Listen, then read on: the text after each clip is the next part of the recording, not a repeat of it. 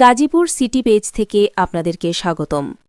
গাজীপুর মহানগরের ৩৩ ও ৩৪ নং ওয়ার্ড এলাকায় মোহাম্মদ শাহীন মিয়া নামে এক ব্যক্তির বিরুদ্ধে সাংগঠনিক পদ ব্যবহার করে সন্ত্রাসী কর্মকাণ্ড পরিচালনার গুরুতর অভিযোগ উঠেছে।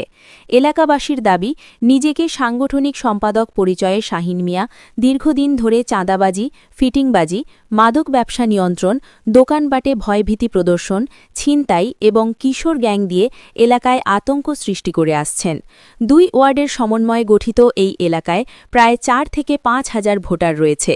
নির্বাচনকে সামনে রেখে নিজের প্রভাব বজায় রাখতে শাহীন মিয়ার সন্ত্রাসী তৎপরতা আরও বেড়েছে বলে অভিযোগ করেন ভুক্তভোগীরা।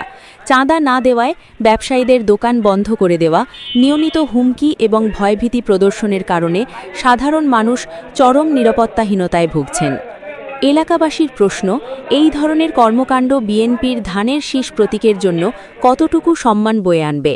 গাজীপুর ২ আসনের বিএনপি মনোনীত প্রার্থী ও গাজীপুর মহানগর বিএনপির সাধারণ সম্পাদক এম মঞ্জুরুল করিম রনি কি মোহাম্মদ শাহীন মিয়ার লাগাম টেনে ধরবেন? অভিযোগ রয়েছে, শাহীন মিয়ার বিরুদ্ধে একাধিক প্রমাণ ও ভুক্তভোগীর বক্তব্য থাকা সত্ত্বেও এখনও দৃশ্যমান কোনো সাংগঠনিক ব্যবস্থা নেওয়া হয়নি। ফলে প্রশ্ন উঠছে, শাহীন মিয়ার কারণে ওই এলাকার ভোটারদের ভোট কি আদেও ধানের শীষের বাক্সে যাবে?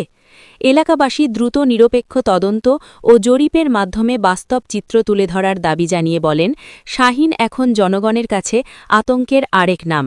তারা নির্বাচনের আগে অবিলম্বে সাংগঠনিক ব্যবস্থা গ্রহণ করে ধানের শীষ প্রতীকের পক্ষে সাধারণ জনগণকে ঐক্যবদ্ধ করার আহ্বান জানান। একই সঙ্গে গাজীপুরের পুলিশ কমিশনার, জেলা প্রশাসক বা ডিসি ক্রাইম, গাছা থানার ওসি এবং প্রশাসনের সংশ্লিষ্ট সব পর্যায়ের দৃষ্টি আকর্ষণ করে এলাকাবাসী দ্রুত আইনগত ব্যবস্থা নেওয়ার দাবি জানিয়েছেন।